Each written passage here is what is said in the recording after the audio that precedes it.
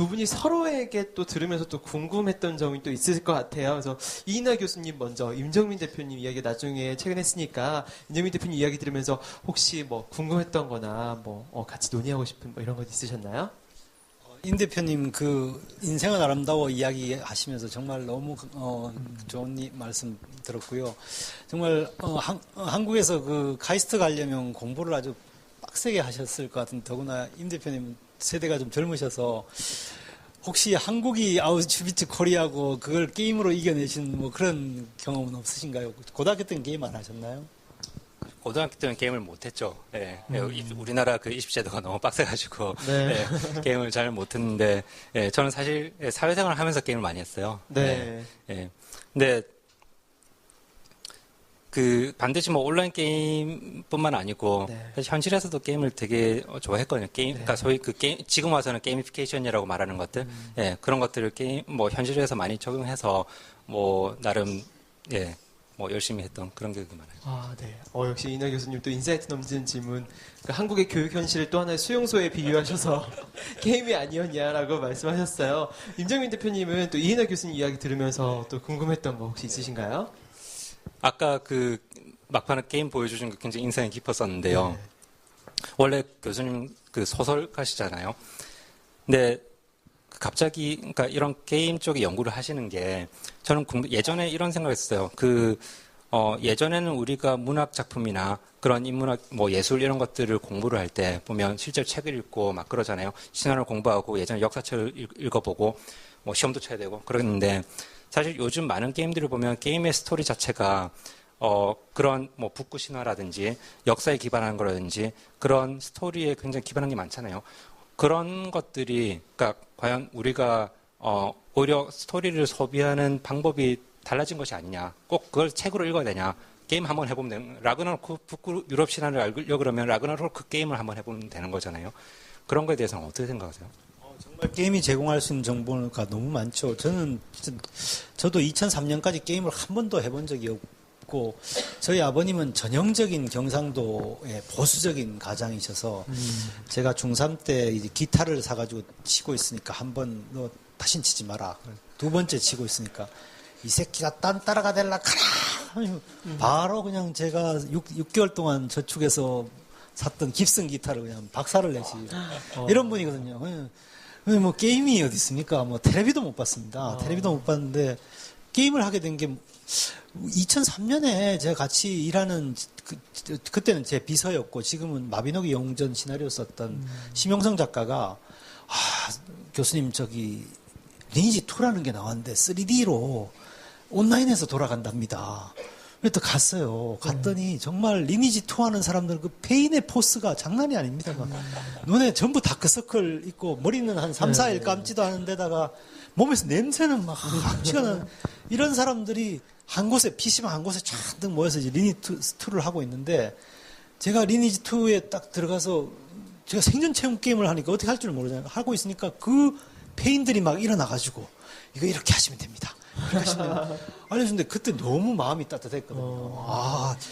자기 시간과 노력을 생전 처음 보는 나를 위해서 내가 나이가 들어서 막 헤매고 있으니까 막 도와주고 거기에서 그 다음에 제가 마침 그 들어갔던 서버가 1서버였는데 그때 바로 바츠 해방전쟁 35만 명이 참전한 그 바츠 서버의 민주화를 위해서 막 그 사람들이 막 죽어가던 그 내복단 사건 일어나던 이런 전쟁에서 현실에서는 정말 진짜로 찌질한 사람들이 그 안에서 성자처럼 살고 성자처럼 죽어가고 엄청난 집단지성을 발휘하고 이걸 보고 저는 사실 그 전까지만 해도 정말 새누리당 지지자였거든요. 네. 항상 여당 완전히 정치관이 다 바뀌었고요.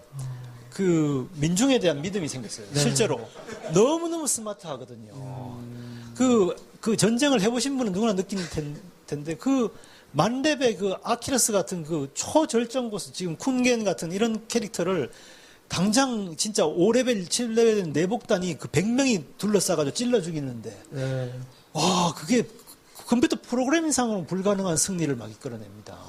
그걸 보고, 저 집중력, 저 놀라운 집중, 저 놀라운, 바로 캐릭터, 남의 아바타 옆에 자기 아바타를 딱 세워가지고 똑같은 시간에 모탈 브로랑 똑같은 스킬로 찔러서 40씩 100명이 찔러가 400, 4천을 만들어가 죽이는 거거든요. 정말 놀랐습니다. 그래서 정말 인생의 제일 큰 경험이었고 블로그도 많이 쓰셨잖아요 그때. 네, 책도 썼고요. 그걸 이번에 소설로 쓴 게 다음 주에 나오는 그 지옥 설계도라는 게임인데요. 예. 신기하네요. 정말 게임이 한 사람의 정치관까지도 송두리째 바꿔놨네요. 정말. 정말 재밌습니다. 그래서 두 분이 이제 스토리를 하시다 보니까 모든 삶의 스토리가 정말 또 이제 하나의 스토리가 되는 것 같아요. 근데 교수님 같은 경우는 사실 소설가로 이제 활발히 활동하시다가 이제 게임 스토리텔러로 게임 서사를 만드는 스토리텔러로 변신을 하셨어요. 근데 사실 상식적으로는 되게 말이 될 것 같거든요. 소설가에서 게임 쪽 스토리텔러로 간다는 게. 근데 아까 강연 중에도 잠깐 언급하셨지만 게임 산업에서 한다는 게 정말 어려웠다, 정말 쉽지 않았다 이런 게 있었던 것 같아요. 저희 실제적으로 어떤 이슈가 있었고 실제로 이런 게임 산업에 이런 인문학도가 필요하다, 이런 정말 소설가 필요하다 이렇게 생각하시는지, 그런 필요성은 무엇인지 한번 얘기해 주시면 좋을 것 같습니다. 정말 여기 앞에 계시는 고수분들한테 말씀드리기 정말 창피한데, 게임 개발해보면 그렇잖아요. 이 개발사는 다 개발했다고 그러고, 이제, 자, 퍼블리셔, 이제 퍼블리싱 해주세요. 가면, 너무 수고하셨는데, 조금만 더 붙이면 될 것 같아요. 이러고 또 한 6개월 가고, 또 조금만 더 붙이면 될 것 같아요. 또 6개월 가고. 이렇게 해서, 정말 아까 보신 그 조그만한 웹게임 개발하는데, 지금, 저 개발 시작한 지 3년이 지났거든요. 그거 너무 진이 빠져서 정말 개발하기가 진짜 힘들구나. 그러면서 사실은 융합, 정말 창의융합 우리 컴퓨터를 하잖아요. 이런 것들이 정말 사회적인 분위기에 성숙돼 가지고 프로그래머들도 나도 소설 쓰는 사람하고 같이 한번 일해봐야지. 소설가도 나도 프로그래밍 코드 짜는 사람하고 같이 한번 일해봐야지. 사실 같이 일을 해보면요, 두 개 작업이 굉장히 비슷합니다. 여기 똑똑하신 분들은 이렇게 코드도 짜지만 서울대 나왔다고 카이스트 나왔다고 코드 잘 짜는 거 아니거든요. NC소프트에서 코드 제일 잘 짜는 사람 영상고등학교 나왔어요. 그러니까 이것도 창작의 영역이거든요. 코드도 남이 잘 짠 코드를 많이 보고 자기가 많이 짜보고, 소설도 마찬가지잖아요. 우리나라 탑의 작가인 황석영 선생님 고등학교 나왔습니다. 남이 잘 쓴 소설 많이 보고 많이 써보고, 이 두 개 굉장히 잘 협업할 수 있는 굉장히 크리에이티브한 작업인데, 그런 것들이 좀 더 이런 계기로 늘어났으면 좋겠습니다. 네, 교수님 코드 짜는 게 이런 일까지 같이 하시면서 개발도 같이 하셨던 거예요? 아니요, 옆에서 보는 거죠. 왜 못 짜주니? 왜 안 되니 이게? 그렇군요. 사실 융합이란 게 정말 미래 트렌드라고 하지만 사실 한국 사회에서는 굉장히 익숙하지 않은 것 같아요. 그래서 굉장히 힘든 작업 중에 하나인데, 이제 교수님을 시작으로 그런 사례들이, 성공적인 사례들이 많이 나올 거라고 생각합니다. 네. 그리고 임영민 대표님 같은 경우는 게임에 대한 좀 질문을 해보고 싶어요. 저도 게임을 즐겨 하는데 구글 앱스토어에 1위부터 5위까지 보니까 전부 다 카카오톡 게임으로 점령을 했더라고요. 네. 최근 몇 개월 사이에 일어난 일들이에요. 네. 근데 이것 때문에 게임 업계는 발칵 뒤집혔을 것 같아요. 네. 앞으로 우리가 전략을 어떻게 짜야 되냐, 해외 진출이고 뭐고 어떻게 해야 되느냐, 플랫폼을 어떻게 활용해야 되냐, 이런 굉장히 전략이 많을 것 같은데 어떻게 생각하시는지, 네. 이런 게임 업계의 미래, 게임이 어떻게 나가야 되는지, 네. 인사이트를 나눠주세요. 네. 저번 주에 안 그래도 그 국내 굴지의 게임사 N모사 사람들이 모인 데서 제가 갔더니, 넥슨인가요? NC소프트인가요? 말씀 안 드리겠습니다. 네. 다 N이기 때문에. 네. 근데 다 멘붕하고 있더라고요. 자기들은 정 수백 명이 모여서 수백억 써가면서 몇 년 동안 게임을 만들었는데 갑자기 애니팡이 튀어나와가지고 카톡이 튀어나와가지고 몇 달 만에 판도를 다 해버렸으니까 자기는 도대체 지난 10년 동안 뭐 한 거냐. 근데 제가 이야기에는 패러다임의 변화예요. 이거는 이런 현상이 사실 카카오톡과 애니팡이 만들어낸 현상은 지난 3, 4년 동안 미국에서 그 페이스북과 진가가 먼저 만들었던 거고요. 페이스북이랑 소셜 그래프 위에서 진가가 게임을 갖다 꽂아 넣으니까 그 소셜 그래프 위에서 바이럴을 타고 게임이 어떻게 전파가 되는가를 한번 예제를 먼저 보여준 거였거든요. 그래서 저희가 이제 사업하는 기반이 된 거고. 근데 이거를 보려고 그러면 지난 한 30년을 봐야 돼요. 지난 30년 보면 아까 제가 잠시 그 동네 형하고 동생하고 게임하는 거 보여드렸잖아요. 저 때 보면 사실 동네에서 게임 안 하면 그 게임, 그 가정에 들어가면 뭐 제믹스 이런 거 쓰잖아요. 제믹스 이런 게 있어가지고 게임팩을 사서 아버지가 뭐 생일날 돼가지고 또는 어린이날 돼서 하나 사주면 그걸 갖다 꽂아서 동네에서 다 불러가지고 게임을 하고 막 그런 거 있었잖아요.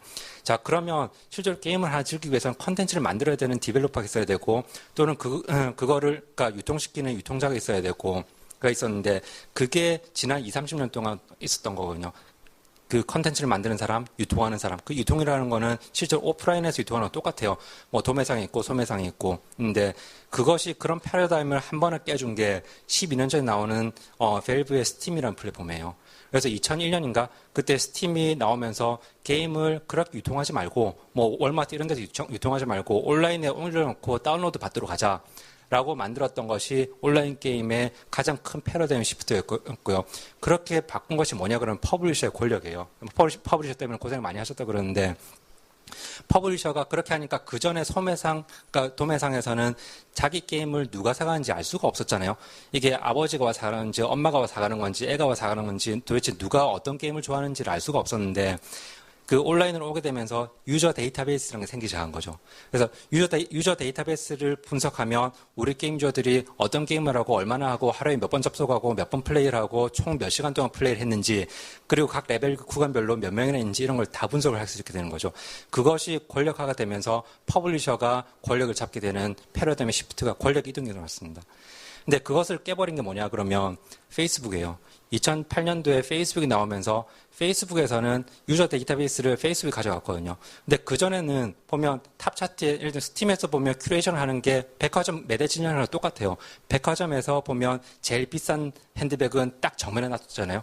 그리고 이제 나머지 싼 것들을 팔고 그러는데 그러면 우리가 제일 비싼 명당 자리에 딱 꽂혀야 돼요. 우리 게임이. 그게 퍼블리셔의 권력이거든요. 퍼블리셔가 디벨로퍼한테 휘두르는 권력인데 페이스북은 그걸 그냥 깡그리 없애버렸어요.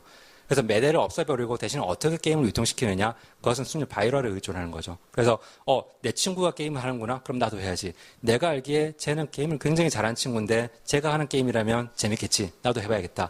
라고 시작이 됐던 게 증가의 팜빌이라든지 마피아 월스라든지 이렇게 시작이 된 거거든요. 그래서 이미 패러다임 시프트가 그렇게 변해버렸고 한국에서도 지난 10년 동안 온라인 게임을 그렇게 유통시키다가 이번에 카카오톡에서 이 바이럴을 통해서 전파시키는 이런 패러다임을 한 번에 맞은 거죠.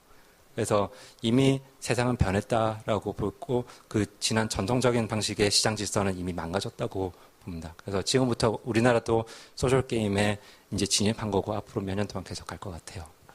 그렇군요.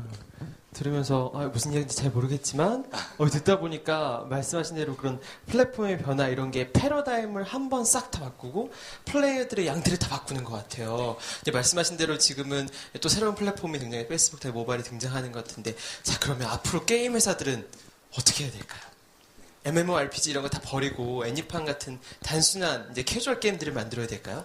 어떻게 해야 될까요? 네. 두 분에게 다, 네. 너무나 고민을 많이 하실 것 같아서 한번 여쭤봅니다. 네. 아니, 네. 짧게 얘기해주시면 될 것 같아요. 네. 뭐 게임 회사를 접어라 뭐 이런 것도 좋고요. 뭐 그렇진 네. 않고요. 예. 네. 그러니까 사실, 컬러 텔레비전이 나오면, 미국에서 영화가 있다가 50년도인가 텔레비전이 나오면서 극장은 망했다 그랬거든요. 예. 그때 극장은 다 문 닫는 생각을 했어요. 각가전 텔레비전이 다 들어가 있는데 지금 영화관이 망했나요? 안 망했죠. 저설되죠. 예. 예, 똑같은 것 같아요. 예, 계속 가던 거는 계속 할 것 같아요. 그렇군요.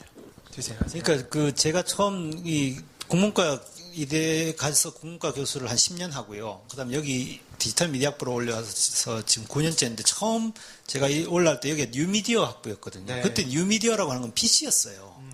근데 지금 이론서를 읽다 보면 올드 미디어라고 하는 게 그게 PC거든요. 뉴미디어는 모바일이에요. 근데 이제 그러면 이제 기존의 MMORPG나 이런 것들 이제 올드 미디어로 살아가는 올드 미디어로도 얼마든지 잘 살 수 있어요.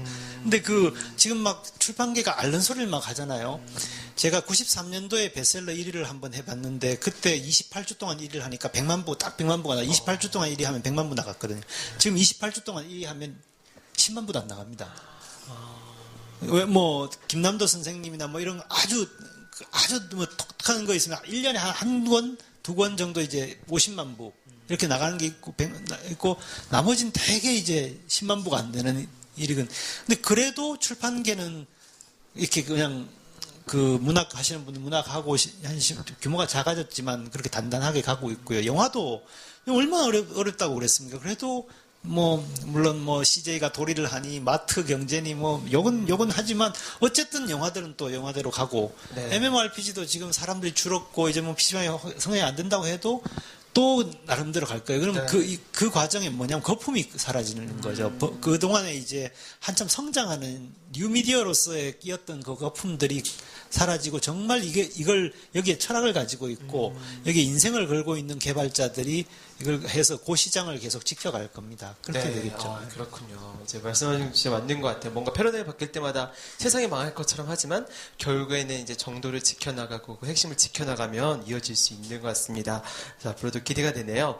그리고 여기 계신 현장에서 오신 분들이 미리 접수하실 때 사전에 질문을 좀 받았어요. 이제 받았는데 김창훈 PD님 오셨나요? 김창훈 PD. 아, 오셨군요. 네. 김창훈 PD 어떤 질문 하시는지 기억하세요? 아, 네. 오래전에 접수를 해서 그래서 한번 제가 읽어드릴게요. 삼성전자와 애플의 특허 전쟁, FTA에서의 국가 전략적 우위 전략, 경제 전쟁, 부동산, 기술 개발 전략 등이 정보를 기반으로 한 게임이 될 수 있다고 생각합니다. 또한 게임에도 컴퓨터 가상 오락 게임, 체력 강화, 놀이 게임, 스포츠 게임 등이 있을 수 있는데 여기에 따른 공통 프레임워크가 무엇일까요? 그리고 우리나라가 게임을 산업화하기 위하여 어떤 정책적 지원이 필요할지 궁금합니다. 피디님이 이제 질문해 주신 게 뭐 특허 전쟁이나 뭐 우리 전략 경제 전쟁 이런 것도 사실 재미있는 스토리가 될 수 있는 게임이 될 수 있지 않을까, 그리고 게임을 산업화하기 위해서 어떤 정책적 지원이 필요할까, 이런 질문을 해주신 것 같아요. 네, 두 분 중에 한 분이 먼저 대답을 먼저 해주세요. 네. 그 특허 전쟁 관련해서는 안 그래도 최재원 PD하고 저하고 넘넘넘만 최재원 PD하고 저하고 시나리오 개발을 이야기를 많이 했었는데요. 와, 저 최고의 브랜드 스토리텔링이다. 애플과 삼성의.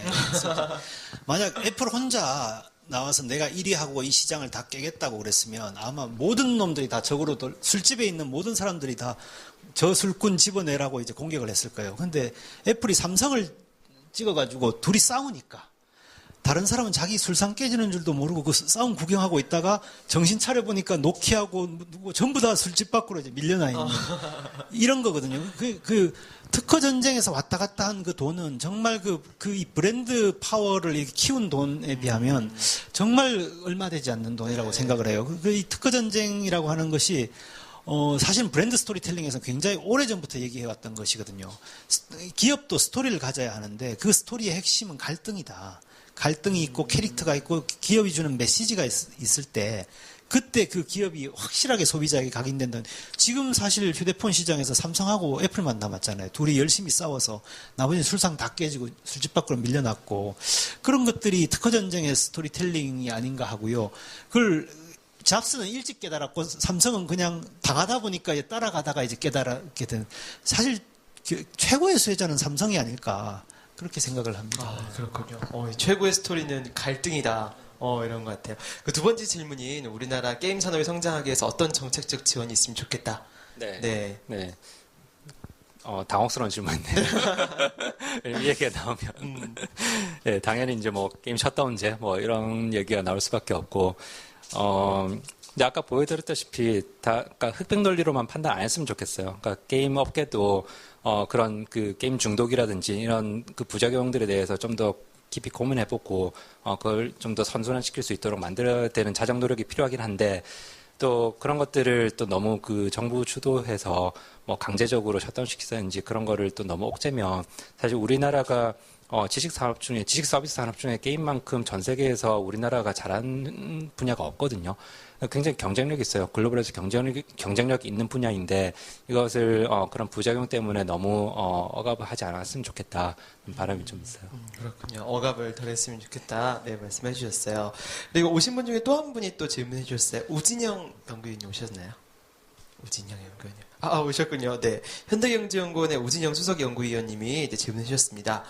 질문 기억나세요? 네, 진짜. 네, 그래서 읽어드릴게요. 기억을 되살리기 위해서. 교육과 훈련, 치료 등의 목적으로 사용되는 목적성 게임, 기능성 게임이라고 그러죠. 네, 주목을 받고 있습니다. 게임 산업의 영역 확대는 물론 게임에 대한 부정적인 인식까지도 해소될 수 있지 않을까 생각되는데요. 네, 현재 기능성 게임의 현황에 대해 알고 싶습니다. 이렇게 했어요. 네, 기능성 게임 사실 우리나라 같은 경우는 뭐 교육이나 입시 이런 거를 기능성 게임으로 만들면 정말 엄청나게 막 진흥하고 또 이제 게임에 대한 억압도 많이 사라지고 이럴 것 같은데, 근데 한국에서 잘 안 되는 것 같아요. 몇 번 사례들을 봤는데 이게 왜 지금 현황은 어떻고 왜 잘 안 되고 뭐 현황을 지금 제가 뭐 숫자를 정리를 안 해와가지고 잘 기억은 안 나는데요. 근데 노력은 굉장히 많이 하고 있는 것 같아요. 특히나 최근에 불었던 그 게이미피케이션 뭐 이런 그 트렌드를 타고 모든 것을 게임화시키는 걸 굉장히 이제 많이 하고 있는 거고. 예를 들면 제일 유명한 게 뭐 피트니스 관련한 것들. 미국의 앱스토어나 우리나라도 마찬가지지만 보면 각종 살 빼기 또는 운동하기 이런 것들을 게임으로 많이 만들어 놨어요. 그래서 운동하기 하는데 보면 친구들하고 또 경쟁도 해요. 그래서 내가 오늘 500m 달렸다고 이제 입력을 하는데 친구는 오늘 1000m를 달린 거죠. 그럼 내가 잘 못하네? 그러면 더 해야지. 그래서 또 경쟁이 붙고 뭐 배지를 더 따고 등급이 올라가고 이런 식으로 이제 하는 것도 있고 포스퀘어 같은 것도 굉장히 그러니까 좋은 게이미피케이션 사례잖아요. 그래서 특정 지역을 내가 찍어서 지리 정보를 찍어서 온라인에 올린다는 게 사실은 그러니까 아무것도 아니거든요. 근데 그것을 게임화시켜서 자기가 특정 지역의 특정 건물의 메이어가 되는 또는 배지를 받는 그런 게임화 과정을 통해서 굉장히 선순환을 시키는 사례가 되는 거죠. 그래서 그런 사례는 계속 시도를 하고 있고요. 최근에 보면 또 NC소프트에서 게임 이름 생각이 안 나는데 영어 교육하는 MMORPG 게임을 만들었어요. 그래서 뭐 어학 그 애들 영어 가르치는 뭐 그런데 온라인 사이트에다가 서비스를 하고 있고요. 그런 과정을 통해서 애들이 자연스럽게 MMORPG는 굉장히 또 익숙하잖아요. 우리 어린이들한테는 거기 들어와서 실제로 영어를 배우고 그런 과정을 해볼 수가 있는 거죠. 네. 정말 미래에는 게임이 단순히 게임 영역뿐만 아니라 교육이나 이런 다이어트 이런 것도 많이 나올 것 같아요. 교수님 말씀. 예.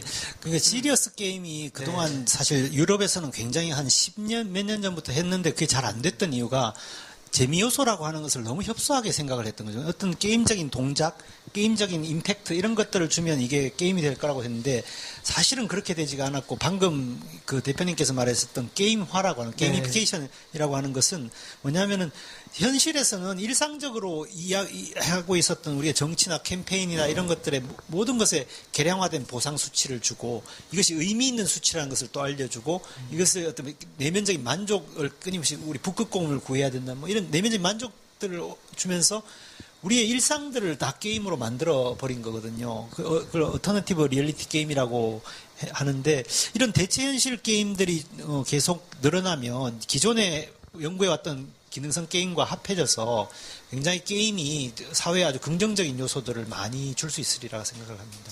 그렇군요. 네, 알겠습니다. 감사합니다. 네, 다음은 여기 계신 분들이 또 이제 이 인사이트를 나누면서 정말 같이 한번 이야기하고 싶은 주제도 있을 거고 또 같이 인사이트를 얻고 싶은 분도 있을 거예요. 그래서 여기 계신 분들이 한번 직접 질문하고 이야기를 나누는 시간을 한번 가져보도록 하겠습니다. 그래서 그러면 질문 던지신 분은 이때 네트워크 파티할 때 이제 책 선물을 한 번씩 다 드리도록 하겠습니다. 혹시 뭐 질문 있으신 분 한번 같이 이야기 나눠볼게요. 네, 여기 번째 받았습니다. 네, 뒤쪽에 마이크 받아주세요. 네. 예, 방송 분야 PD 박현재입니다. 일단 말씀하신 거 보고, 게임 할 만한 거구나, 라는 생각이 들었는데, 왜냐면 저도 몇 번 게임을 해보고 나서는 왜 이 노동을 자꾸 시키지, 뭐 이런 생각, 옛날에 MMORPG도 그렇고, 최근 2, 3년 전에 했던 농장 프로그램인가? 뭐 그것도 하는데 일 시키는 거 귀찮아가지고 포기했는데, 조금 부정적인 효과라고 할까? 이제 걱정이 되는 게, 이제 예를 들어서, 그러니까 이제 하나의 이제 게임하는, 저는 이제 산업적으로는 굉장히 중요한 일이라고 생각하고 이제 프로모션을 많이 했나 생각하는데, 그냥 개인적인 질문하면 이제 우리 딸이 게임 동호회 들어가가지고, 게임을 굉장히 열심히 해요. 저도 개인적으로 게임 같은 거 좀 하는 거 나쁘지 않다고 생각하고 저도 학교 다닐 때도 게임 좀 하고 하긴 했는데 조금 지나친 경우가 생겨서 자꾸. 근데 말도 보니까 게임 동호회 모토가 10,000시간을 하면 게임 하나가 만들어지나 뭐 이런 게 모토라고 하더라고요. 그래서 명색이 게임 동호회면 좀 게임만 하는 게 아니라 뭔가 좀 긍정적인 것도 좀 있었으면 좋을 텐데 그런 걸 좀 긍정적으로 좀 이런 활동을 이렇게 전환해 줄 수 있는 무슨 방법은 없을까라는 게 첫 번째 질문이고요. 두 번째 질문은 이제 한 20대만이라든지 아니면은 이제 아까 말한 대로 좀 여가 차원에서 아니면 좀 이제 스트레스 푸는 차원에서도 게임을 하는데 가끔 보면서 그런 생각을 해요. 이게 조금 증강현실처럼 게임을 열심히 하면 근데 현실에서 연계가 돼가지고 어떤 형태로 이렇게 연계될 수 있는 게 있으면 물론 프로게이머나 이런 사람들이야 뭐 그렇지만 일반 사람들은 게임은 게임이고 내 생활은 내 생활이고 그래서 완전히 다른 세계라서 사실 게임이라는 게 그야말로 그냥 스트레스 받거나 할 일 없을 때 하는 거지 이 일과 연계돼서는 잘 안 하게 되는데 두 개를 연결시켜 가는 그런 프로그램도 있으면은 훨씬 더 가치 있게 할 수 있는 방법도 있을 텐데 뭐 해서 뭐 그런 무슨 트렌드나 계획 같은 건 혹시 없을까 하는 게 질문입니다. 인사이트 넘친 질문인 것 같아요. 그 말콤 글래델의 그 10만 시간의 법칙에서 보면 10만 시간 하면 달인인다고 하는데 우리나라는 10만 시간 달성한 사람이 수두룩하다고 하더라고요. 이제 게임을 즐기는 중고딩들이 10만 시간이 왜 그거 못 채우니 막 이런 식의 얘기를 한다고 하더라고요. 그래서 과도하게 하는 경우는 문제될 수 있을 것 같은데 이런 문제 또 어떻게 해결할 수 있을까요? 저는 그렇게 생각하거든요. 저희 게임을 한번 좋아하신다면, 게임을 한번 연구해보고, 혹은 게임을 보는 것을 적극적으로 권하고 싶어요. 자녀분이 아직 학생이시라면. 사실 저희는 학생들한테 게임 기획을 가르치거든요. 게임 기획, 스토리텔링과 게임 기획을 가르치는데, 저희 학생들이 취업하는 곳은 물론 게임 회사도 있지만, 거의 IT 산업 전반의 콘텐츠 기획으로 해요. 게임이라고 하는 게임 유저의 그 까탈스러운 요구를 만족시킬 수 있으면 사실 모든 IT 서비스를 다 할 수 있습니다. 여기서 어떻게 피드백이 오고 여기서 유저 인터페이스를 어떻게 조정하고 여기서 보상을 어떻게 주고 정말 게임에서의 그 보상 수치 조정이라고 하는 것은 일대 식량을 10만 중에 1,500을 줄까 1,600을 줄까 이것이 발생하는 파생 효과는 무엇일까 이걸 막 계산을 하면서 이제 게임을 하고 게임을 또 만들고 그러고 있는데 그 섬세함과 집중력이라면 어떤 서비스든 저는 개발할 수 있다고 생각하고 실제로 저희 학생들이 가서 SK텔레콤에서 모바일 컨텐츠를 개발을 하고 혹은 이 IT 쪽 정책 관리하는 데서 정책 기획들을 하고 이런 것들을 보면 게임이라고 하는 것이 정말 아까 게이미피케이션 말을 했지만 정말 현실 생활을 아주 합리적이고 바람직하고 즐겁게 디자인을 하는 하나의 어떤 플랫폼 같은 하나의 어떤 모델 같은 그런 도구가 아니겠나 이렇게 생각을 하고요. 또 한 가지는 이제 게임이 완전히 교육이나 현실 생활하고 연계되는 게 별로 바람직하다고 생각하지 않습니다. 게임은 완전히 현실을 잊고 정말 몰입할 수 있게 해줘야 그것이 제대로 된 사회적 순기능을 발휘한다고 생각을 해요. 저희 집사람은 경북대 의대를 나와가지고 처음에 인턴을 마치고 무슨 과를 갈까 고민을 하다가 그때 너무 본드 중독이 많았습니다. 저거 하면은 정말 잘 되겠다. 본드 중독, 저걸 전공하자. 약물 중독을 전공을 했거든요. 그때 본드, 부탄 유명했지 않습니까? 레지던트 4년을 마치고 전문의를 떡 따고 보니까 그 많던 무려 100몇십만 명이 되던 중독자가 한 명도 없어지는 거예요.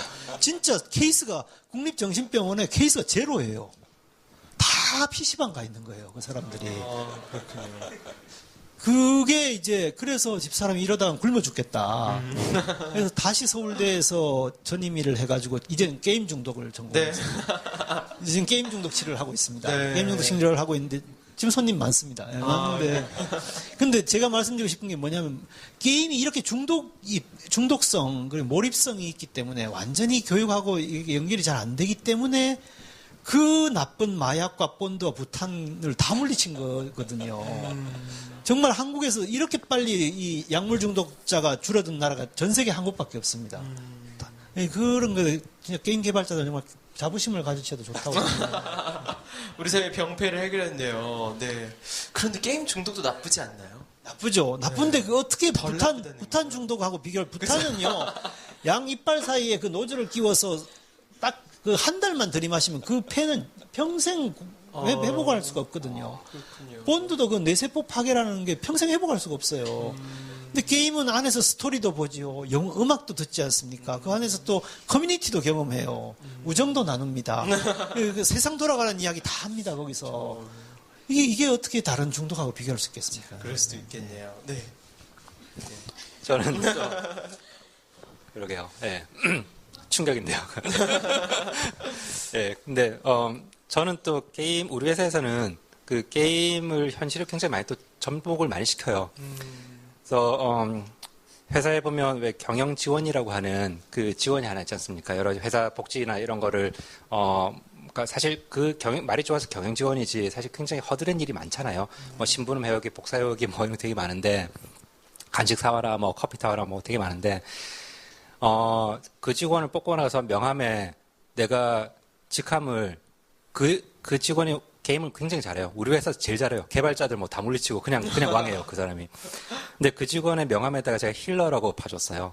힐러가 뭔지 혹시 아세요? 그러니까 게임을 하면 왜 직업이 정해져요. 마법사, 전사, 궁수 뭐 이런 게 있는데 힐러는 그 치유를 해주는 사람입니다. 굉장히 중요한 직업이에요. 그래서 어디 공성전 이런 거 갈 때 반드시 힐러를 끼고 가야 되거든요. 그래서 굉장히 그 희소하고 그 중요한 자원이에요. 그래서 명함에다가 힐러를 갖다가 박아줬어요. 그랬더니 우리 회사에서 그 사람이 지위가 허드렛 일을 하는 사람이 아니고 우리 회사를 행복하게 만들어주는 굉장히 중요한 사람이구나. 인식이 그냥 딱 그렇게 돼 있어요.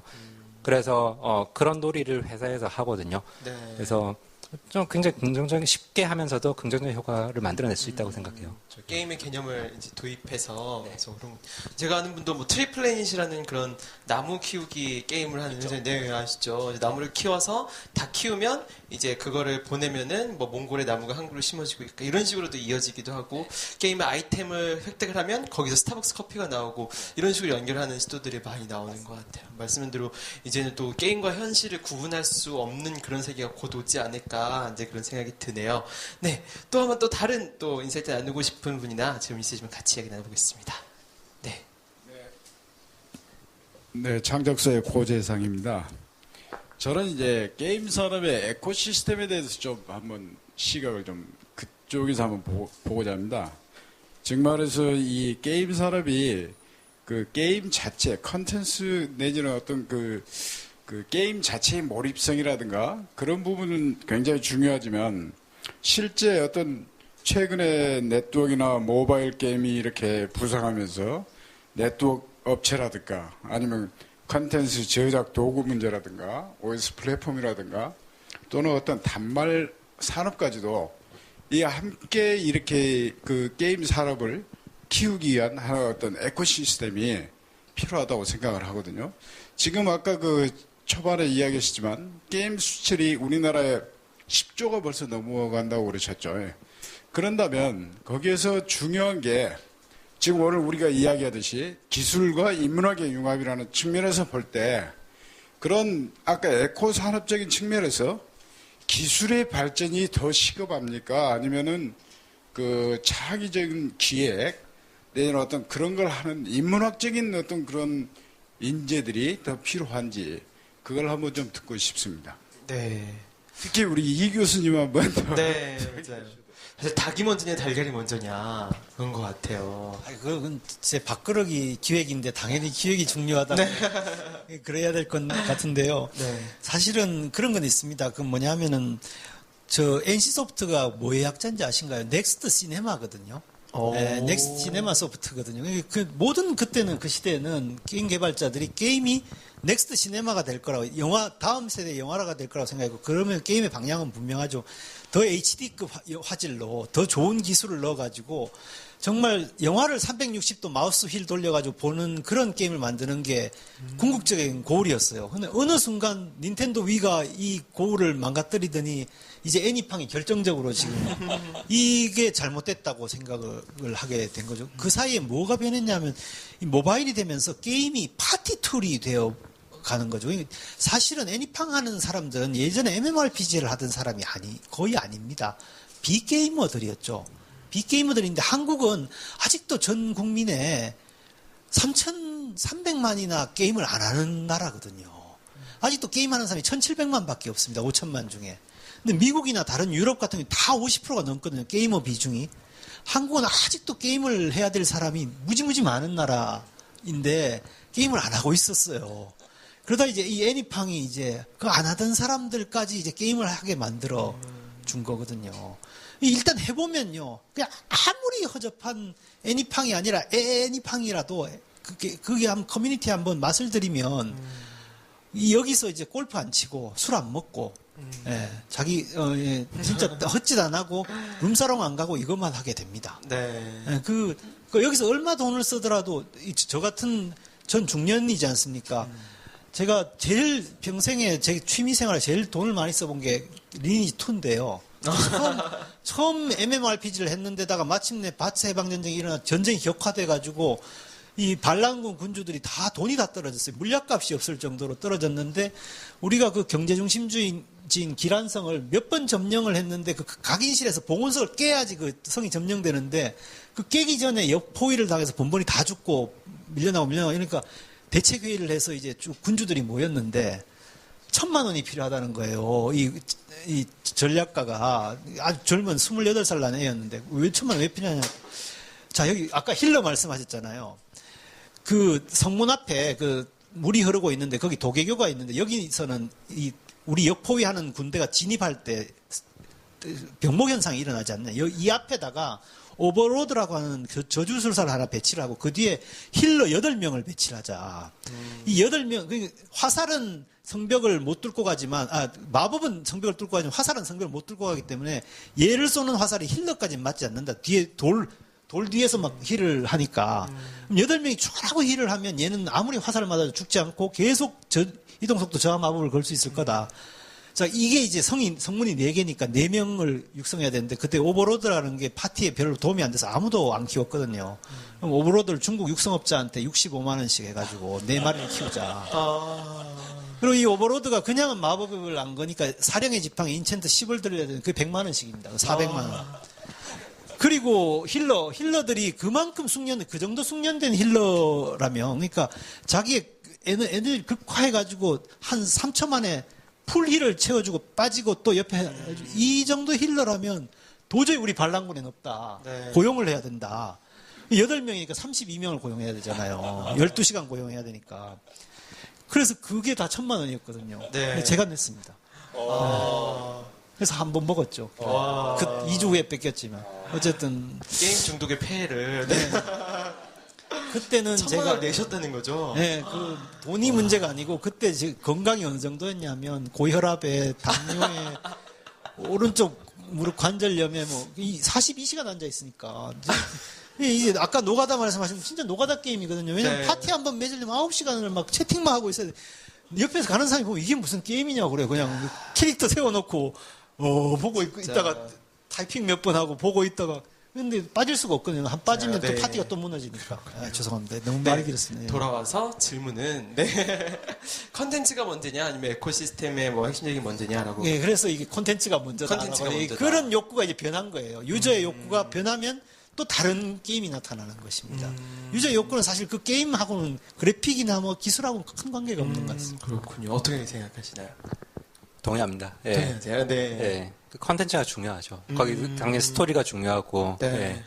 그렇죠. 뭐 동일한 사례로 뭐 강남스타일 같은 경우도 유튜브가 먼저냐 강남스타일이 먼저냐인 것 같아요. 그것도 역시 강남스타일이 먼저라고 생각하시는 거죠. 일단 뭐 컨텐츠가 준비가 돼 있어야 되는 거고, 예. 이제 아까 말씀드렸던 건 패러다임이 바뀐 게 이제 유튜브가 있었기 때문에 그렇죠. 예, 그 컨텐츠가 더더욱 많이 퍼진 것 같다. 그렇죠. 어쨌든 컨텐츠가 우선은 1번이 돼야 된다 이런 말씀이신 것 같아요. 그래서 컨텐츠가 왕이다란 말이 그런 말인 것 같아요, 그죠? 네, 그렇습니다. 그래서 한번 저희가 또 같이 이야기 나눠봤는데요. 또 연사분들이 마지막으로 이런 질문에 대해서 한번 같이 생각해봤으면 좋겠다 이런 마지막 Q&A 토크를 한번 해봤으면 좋겠습니다. 연사분들이 이제 또 가시는 길에 또 오늘 지나면서 이런 토픽에 생각해봤으면 좋겠다 이런 질문들 한 번씩 던져주세요. 네. 교수님 먼저 할까요? 네. 지금 우리나라에서 게임이 너무 이제 사회적으로 저평가돼가지고 많은 분들이 게임을 욕을 하고 있고 사실 게임 개발자들도 그러다 보니 주눅이 들어가지고 우리가 뭔가 돈은 벌지만 사악한 일을 하고 있다고 이렇게 생각을 하는데 사실은 우리가 정말 냉정하게 생각해가지고 이 게임이 물론 나쁜 정말 부정적인 것들 뭐 정말 열심히 자기 개발을 해야 되는 고등학생 시절, 중학생 시절 게임 때문에 학교를 안 가는 이런 부작용이 있지만 이 게임이 얼마나 우리 사회를 밝게 만들어주고 하고 있는가에 대해서 우리가 다시 한번 토론을 해야 될 때가 되지 않았나. 지금 우리 사회의 분위기는 계속 규제 일변도로 강화되어 왔거든요. 이명박 정부 5년 동안 정말 게임 산업에 대한 규제라고 하는 것은 너무너무 많아졌어요. 지금 저같이 조그만한 이렇게 게임을 만들어서 왜 미국에 퍼블리싱 하겠습니까? 미쳤습니까? 돈도 더 많이 드는데. 한국에서는 퍼블리싱을 할 수가 없어요. 거기 뭐 셧다운제 같은 거는 그 시스템을 갖추느니 차라리 게임을 하나 더 만들지. 그 자본이 그만큼 자본도 없고 능력도 없습니다. 그래서 이제 미국으로 나가고 이러면 이제 사실은 게임 회사는요, 현대중공업이나 삼성전자 같은 회사가 아닙니다. USB 들고 비행기 타면 네덜란드로 또 갈 수 있고 룩셈부르크로도 갈 수 있는 그런 곳이거든요. 우리가 정말 지식경제 사회에 맞게 이 우리나라의 어떤 사회적인 분위기가 좀 변해야 되지 않는가 그런 생각을 하게 되었습니다. 아, 그렇죠. 게임의 뭐 긍정적인 측면 그리고 사회적인 분위기 이런 거에 대해서 한번 같이 생각해 보자 말씀하셨어요. 한 분의 의견 한번 들어볼까요? 여기 앞에 너무나 경청하고 계시는 컨텐츠진흥원의 이현엽 주인님, 또 게임과 관련 일 많이 하시고 어떻게 생각하시나요? 저 또한 지금 말씀하신 교수님들 말씀에 동의하고요. 사실 저희도 사실은 어떤 지원 사업할 때 많이 고민되는 부분이 어떤 융합적인 측면을 살려야 하는데 그게 좀 어려움이 많습니다. 뭐냐면 이 산업적 안에서 예를 들어 기술을 강조하는 부분도 있고 또 말씀하신 콘텐츠를 강조하는 부분이 있어요. 그런데 상황에 따라 어떤 부분은 콘텐츠가 강화될 부분도 있고 어떤 부분은 기술이 보다 강화돼서 콘텐츠를 이끌어낼 부분도 있거든요. 그것은 산업 내에서 장르별로 특성화를 하면서 이제 변화 줘야 될 것 같습니다. 그래서 그거는 이제 저희 또한 고민해야 될 거고 네. 저희 또한 많은 그 네트워크장을 만들어가지고 이런 자리 만들어가지고 많은 분들과 함께 할 수 있는 자리가 많이 필요하다고 느낍니다. 네, 맞습니다. 그래서 게임에 대해서 이렇게 같이 토론할 수 있는 자리 이런 게 많아져야 될 것 같아요. 콘텐츠진흥원에서 앞으로도 많이 게임 산업 밀어주시기 바랍니다. 네, 임 대표님 같은 경우도 같이 생각했으면 하는 질문 하나만 던져주세요. 네. 전문적인 질문이 될 수도 있을 것 같긴 한데 아마 자리에 모이신 분들이 또 지원해 주시는 분들 많이 보이시는 것 같고 해서 사실 우리 게임 산업이 그러니까 글로벌에서 굉장히 경쟁력이 있잖아요. 그러니까 네, 수출도 그렇죠. 굉장히 많이 하고 있고 아까 말씀해 주셨지만 거기에 비하면 사실 현실에 있다 보면 이게 너무 그러니까 내수 산업 같아요, 약간. 그래서 아마 온라인 게임이 너무 큰 비중을 차지하는 것도 있고 저희는 비즈니스를 다 해외에서 하거든요. 거의 다 달러 매출 다 해외에서 나와요. 저희는. 근데 그러다 보니까 이제 조금 그러니까 어려운 거죠. 그러니까 좀 더 글로벌하고 싶은데 외국 회사들하고 좀 더 많이 협업하고 싶은데 그런 데 있어서 사실 굉장히 외로운 점도 있거든요. 그래서 그런데 또 뭐 좀 더 열린 시각으로 예를 들면 저번에도 뭐 정부에 제가 이런 얘기도 했어요. 외국인 직원을 많이 채용해야 되는데 채용할 방법이 없다. 네. 지금. 예. 그래서 좀 풀어주시면 안 되겠냐. 근데 지금 외국인 고용 이런 보면 다 이제 노동자 계급으로 다 법이 형성이 돼 있거든요. 그래서 우리 회사에서도 직원을 뽑게 되면 사실 게임 회사 직원이 석사 박사급도 있을 수 있겠지만 그냥 학력이 낮은 아티스트나 이런 사람이 있을 수 있는데 중국도 그렇고 채용하려 그러면 굉장히 어려워요. 되게. 그러니까 그런 거라든지 그래서 그러니까 여러 가지 측면에서 훨씬 더 도와줄 수 있는 글로벌에서 좀 더 잘할 수 있는 걸 도와줄 수 있을 것 같은데 그런 데서 좀 더 고민을 많이 해주거나 또 좋은 프로그램 있으면 알려주시면 감사하겠습니다.